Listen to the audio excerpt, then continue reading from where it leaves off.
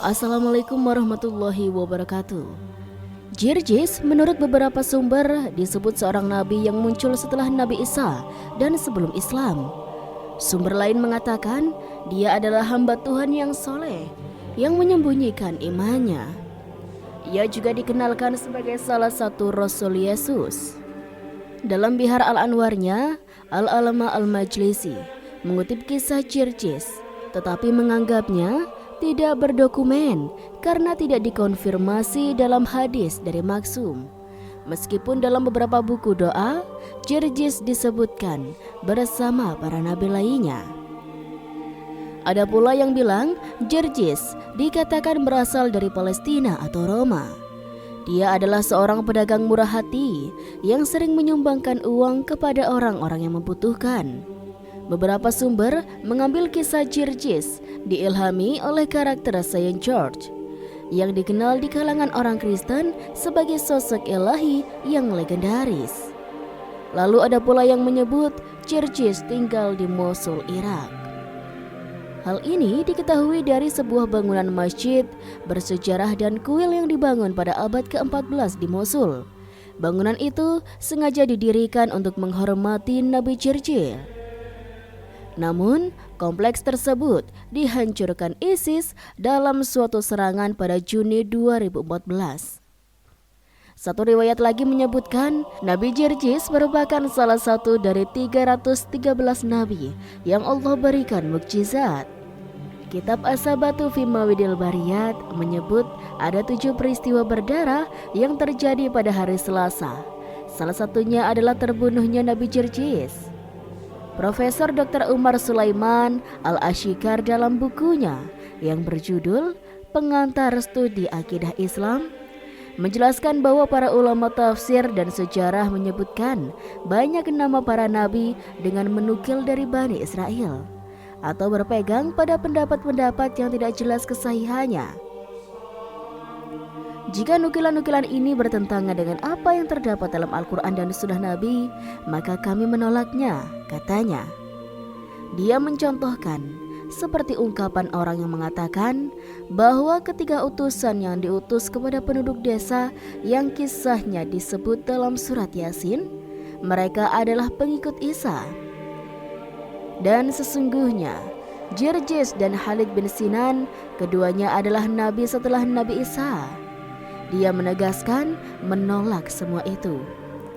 Sebab di dalam hadis sahih disebutkan bahwa antara Nabi Isa bin Maryam dengan Rasul kita Muhammad SAW tidak ada seorang nabi.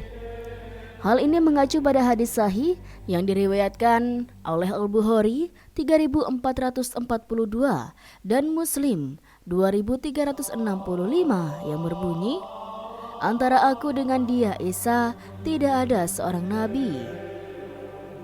Menurut Syekh Umar Sulaiman Al-Ashikar, para rasul yang disebutkan dalam surat Yasin bisa jadi seorang rasul yang diutus sebelum Isa. Ini adalah pendapat yang rajih, atau mereka sebagaimana dikatakan sebagian musafir diutus oleh Isa. Pendapat ini sangat jauh kebenarannya, sebab Allah menginformasikan bahwa dialah sendiri yang mengurus mereka. Kata Rasul, ketika dimutlakan maka pengaruh pada definisi yang sudah diketahui bersama, katanya. Sedangkan riwayat-riwayat yang berasal dari Bani Israel atau Israiliyat mengenai nama-nama sebagian para nabi yang tidak ada dalilnya dalam Al-Quran dan Sunnah. Katanya, maka sikap kita adalah tidak mendustakan dan tidak pula membenarkan, sebab informasi itu mengandung kebenaran dan kedustaan. Demikian Syekh Umar Sulaiman Al-Ashikar. Dan sobat, inilah kisah perjalanan Nabi Jirjis dibunuh hingga 70 kali. Pada zaman dahulu, ada seorang raja yang bernama Darian. Dia adalah seorang raja penyembah berhala. Suatu hari, Raja Darian membangun istana yang megah. Di dalamnya terdapat berhala yang dihiasi permata dan mutiara. Berhala tersebut diberi wangi-wangian dari minyak misik Di depan istana yang megah itu juga dibuat gumpalan tanah besar yang berisi kobaran api. Satu persatu rakyatnya disuruh masuk ke istana tersebut untuk menyembah berhalanya. Apabila menolak, maka rakyat akan dilemparkan ke dalam kubangan yang berisi kobaran api yang besar. Lalu Allah Subhanahu wa Ta'ala mengutus Nabi Jerjes untuk mengajak sang raja menyembah kepada Allah Subhanahu wa Ta'ala. Nabi Jerjes pun menghadap sang raja dan berkata kepadanya, "Mengapa engkau menyembah berhala? Padahal dia tidak bisa mendengar, tidak bisa melihat, dan tidak bisa memenuhi kebutuhanmu." Raja Darian pun menjawab, "Sejak aku menyembah berhala, aku mempunyai kerajaan dan hartaku menjadi berlimpah. Sedangkan kamu, apa yang telah kamu dapatkan dengan menyembah Tuhanmu? Kamu tidak mempunyai harta dan kemewahan seperti aku. Tidak nampak sedikit pun kenikmatan yang kamu dapatkan." Nabi Jerjis kembali berkata, "Sesungguhnya nikmat dunia itu akan hilang saat kita meninggal, dan Tuhanku telah memberikan kepadaku nikmat akhirat di dalam surga." Maka terjadilah diskusi panjang yang terjadi di antara mereka berdua, yang pada akhirnya sang raja menjadi murka karena kalah dalam berargumentasi. Lalu mereka memerintahkan bawahannya untuk membunuh Nabi Jerjis.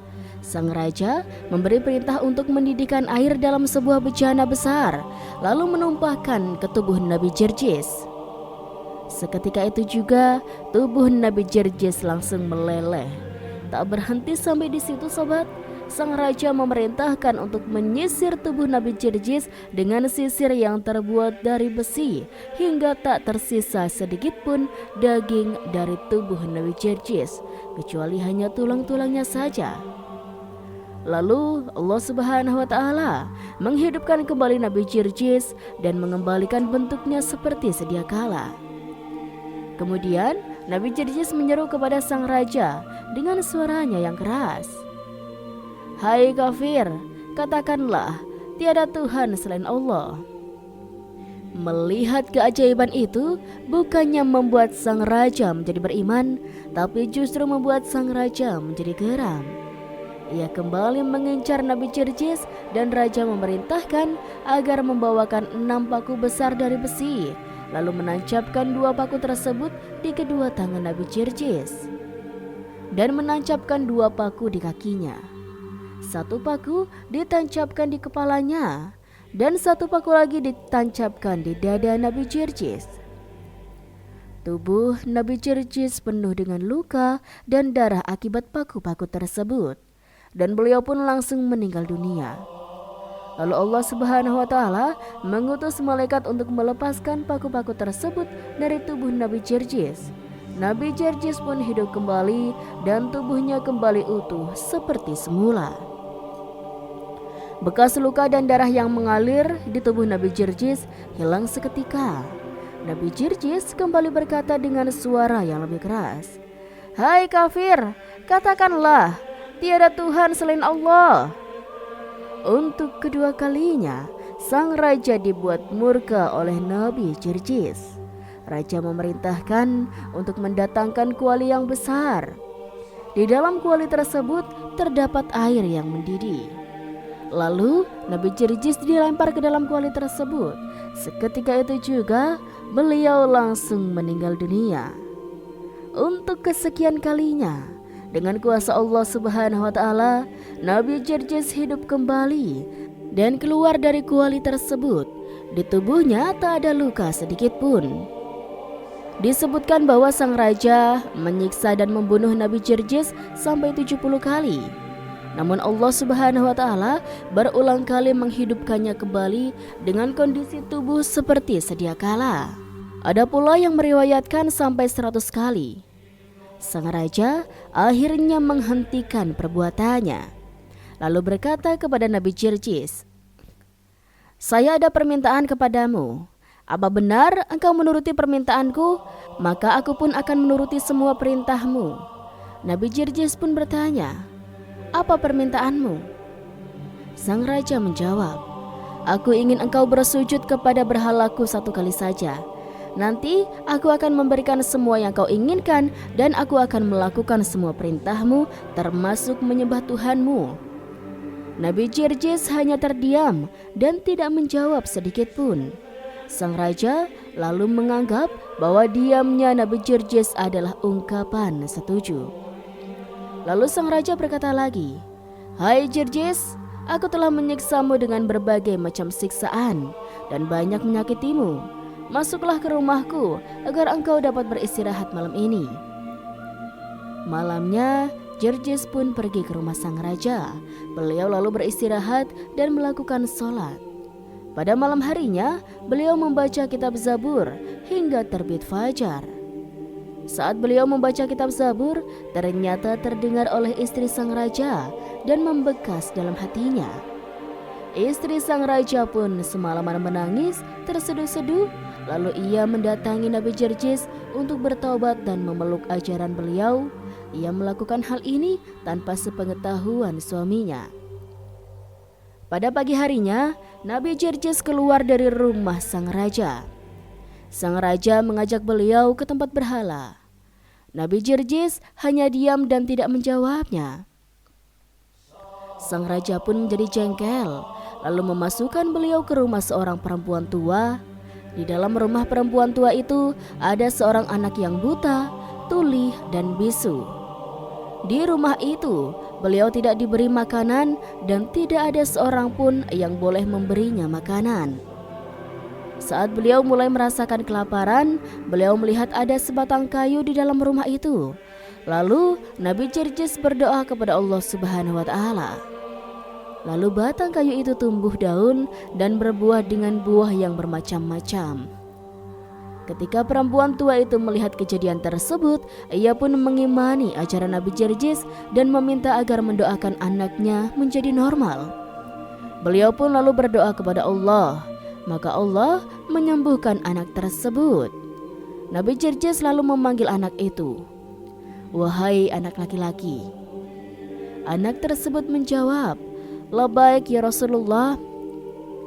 "Pergilah kamu ke tempat berhala dan katakan kepada berhala-berhala itu bahwasanya Jirjis memanggilnya." Perintah Nabi Jirjis kepada anak laki-laki tersebut. Anak itu pun pergi dan masuk ke tempat berhala-berhala yang jumlahnya ada 70. Lalu anak itu menyampaikan kepada berhala apa yang diperintahkan oleh Nabi Jirjis. Dengan kuasa Allah Subhanahu wa Ta'ala, berhala-berhala tersebut berjalan menuju Nabi Jirjis. Berhala-berhala tersebut berjalan menggunakan kepalanya dengan posisi terbalik. Saat itu, istri sang raja melihat berhala-berhala itu berjalan, lalu mengikuti kemana arah tujuan berhala-berhala tersebut. Sesampainya di hadapan Nabi Jirjis, beliau melihat istri raja di belakang berhala-berhala tersebut. Kemudian Nabi Jirjis menunjuk bumi dan menghentakkan kakinya. Seketika itu, bumi pun terbelah. Berhala-berhala yang ada di hadapannya hancur berantakan. Ketika istri raja melihat mukjizat Nabi Jirjis, maka ia pun pergi ke istana dan berseru kepada rakyatnya, "Wahai penduduk negeri, kasihanilah diri kalian, ikutilah ajaran Nabi Jirjis." Sang raja sontak kaget mendengarnya. Lalu raja berkata kepada istrinya, "Sesungguhnya aku sudah melihat banyak mukjizat, tapi aku tidak mau mempercayainya. Engkau baru melihat satu saja sudah langsung mempercayainya?" Sang istri menjawab, "Itu karena kamu adalah orang yang celaka, sedangkan aku adalah orang yang beruntung." Kemudian sang raja pun memerintahkan bawahannya untuk membunuh istrinya. Di saat yang lain, Nabi Jirjis bermunajat kepada Allah, "Ya Tuhanku, saya telah merasakan gangguan orang-orang kafir selama 70 tahun lamanya, dan sudah tidak tersisa lagi kemampuanku setelah hari ini. Maka berikanlah kepadaku rizki, mati syahid, dan azablah mereka." Di riwayat lain juga menjelaskan, Nabi Jirjis bisa menurunkan hujan. Ini adalah salah satu kisah saja. Kisah lainnya bisa merujuk pada riwayat Al-Hatim, Al-Asam, dan dari kelompok ulama bahwasanya Nabi Allah Jirjis, Nabi Bani Israel, hidup di zaman raja yang zalim. Suatu kali Allah tidak menurunkan hujan sehingga negerinya nyaris hancur. Maka raja zalim yang kafir itu berkonvoi bersama bala tentaranya hingga sampai di depan pintu rumah Nabi Jirjis. Dan mereka mendapati Nabi Jirjis di tempat ibadahnya sedang memperbanyak tasbih dan mensucikan Allah. Lalu raja itu berkata, "Wahai Jirjis, sesungguhnya aku membawakan kepadamu surat untuk Tuhanmu. Katakan kepadanya, datangkan untuk kami hujan. Jika tidak, aku akan menyakitinya dengan kesakitan yang akan didengar oleh seluruh manusia. Dan tidak akan ada yang menurunkan hujan kepada kami selain dia." Nabi Jirjis terdiam, lalu turun malaikat Jibril dan berkata, "Tuhanmu berfirman kepadamu, tanyakan kepadanya dengan apa engkau menyakiti Tuhan." Maka Nabi Jirjis bertanya kepadanya. Lalu sang raja menjawab, "Tidak ada kemampuan bagiku untuk menyakitinya kecuali dengan satu cara, karena ia maha kuat dan aku lemah. Hanya saja aku akan menyakiti kekasihnya, dan siapa saja yang menyakiti kekasihnya, maka sungguh itu akan menyakitinya." Kemudian Jibril datang lagi dan berkata, "Wahai Jirjis, katakan kepadanya, jangan engkau lakukan, maka kami akan mendatangkan hujan untukmu." Kemudian setelah itu turun hujan dan padang pasir dipenuhi dengan air atau banjir, dan Allah memerintahkan kepada bumi, maka tumbuhlah tumbuh-tumbuhan yang tidak ada yang seperti itu sebelumnya. Ketika raja melihat itu, maka ia kembali kepada Jirjis dan beliau tetap berada di tempat ibadahnya. Maka Nabi Jirjis pun keluar menemuinya dan berkata, "Hai kamu, apalagi yang kamu inginkan dari kami? Jangan engkau sibuk dengan hartamu atas kami." Nabi Jirjis khawatir raja meminta hal lain. Maka raja berkata, "Wahai Nabi Allah, aku tidak datang untuk berperang. Sesungguhnya aku datang sebagai orang Islam, dan sungguh telah terbuka pandangan yang lemah dan buta. Sesungguhnya siapa yang melakukan kebaikan bersama musuhnya karena untuk kekasihnya, maka wajib sujud dahi-dahi untuk keagungannya. Dan sesungguhnya aku ingin berdamai agar transaksiku mendapatkan keuntungan, dan telah nampak bagiku sekarang rahasia tauhid. Dan aku bersaksi tidak ada Tuhan selain Allah, dan tidak ada yang disembah dengan benar selainnya." Tidak lama kemudian datanglah beberapa utusan istana kepada Nabi Jirjis.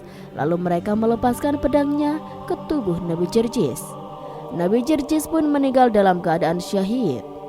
Setelah Nabi Jirjis terbunuh, terlihat api besar yang berkobar-kobar turun dari langit. Api tersebut lalu membakar istana sang raja hingga tak tersisa sedikit pun.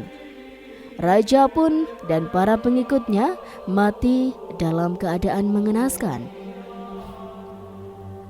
Dari beberapa riwayat yang tertulis tentang kisah Nabi Jirjis, ada beberapa versi berbeda. Dan menurut Syekh Umar Sulaiman Asyikar, para rasul yang disebutkan dalam surat Yasin bisa jadi seorang rasul yang diutus sebelum Isa. Ini adalah pendapat yang rajih, atau mereka sebagaimana dikatakan sebagian musafir diutus oleh Isa. Pendapat ini sangat jauh kebenarannya, sebab Allah menginformasikan bahwa dialah sendiri yang mengutus mereka. Kata Rasul, ketika dimutlakan, maka mengaruh pada definisi yang sudah diketahui bersama, katanya. Sedangkan riwayat-riwayat yang berasal dari Bani Israel atau Israiliyat mengenai nama-nama sebagian para nabi yang tidak ada dalilnya dalam Al-Quran dan Sunnah, katanya. Maka sikap kita adalah tidak mendustakan dan tidak pula membenarkan. Sebab informasi itu mengandung kebenaran dan kedustaan. Demikian Syekh Umar Sulaiman Al-Asyikar. Subhanallah, itulah sobat kisah yang bisa Rizky sampaikan. Semoga kisah ini bisa bermanfaat dan bisa menambah pengetahuan bagi kita semuanya. Kurang lebihnya Rizky mohon maaf. Sekian dari Rizky. Wassalamualaikum warahmatullahi wabarakatuh.